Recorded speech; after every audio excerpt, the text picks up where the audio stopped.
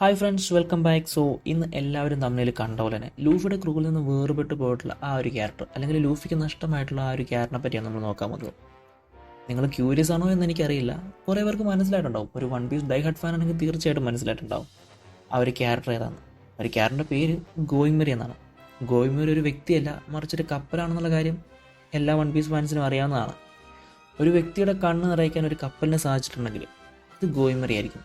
One piece കാണാത്ത പലർക്കും തോന്നിയേക്കാം വട്ടാണെന്നൊക്കെ. പക്ഷേ കപ്പൽ എന്നതിലുപരി ഒരു സ്ട്രോ ഹാറ്റ് ക്രൂ മെമ്പർ എന്ന രീതിയിലാണ് ഓട ഗോയിമറിയെ നമ്മളിലേക്ക് പരിചയപ്പെടുത്തുന്നത്.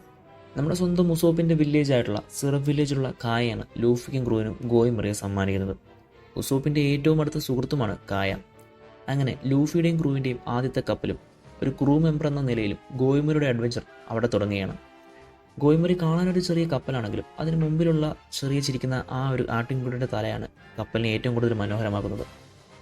ഒരു ക്യാപ്റ്റൻ എന്ന നിലയിൽ ഗോയിമരിയെ കിട്ടിയതിൽ ഏറ്റവും സന്തോഷിക്കുന്നത് ലൂഫിയായിരുന്നു. പിന്നീട് അങ്ങോട്ടുള്ള യാത്രയിൽ ഒരുപാട് കേടുപാടുകൾ ഗോയിമറിയിൽ ഉണ്ടാവുന്നുണ്ടെങ്കിൽ പോലും ഉസോപ്പ് അത് മെയിൻറ്റെയിൻ ചെയ്ത് പോകുന്നുണ്ട്. പലപ്പോഴും ഗോയിമറിയിൽ ഒരു ജീവനുള്ളതായി കാണിക്കാൻ ഓട ശ്രമിച്ചിട്ടുണ്ട്. അതുകൊണ്ട് തന്നെ വാട്ടർ സെവനിൽ വെച്ച് ഗോയിമറിയുടെ അവസാന നിമിഷവും തൻ്റെ ഫ്രണ്ട്സിനോട് നന്ദി പറയുന്നതായി നമുക്ക് കാണാം.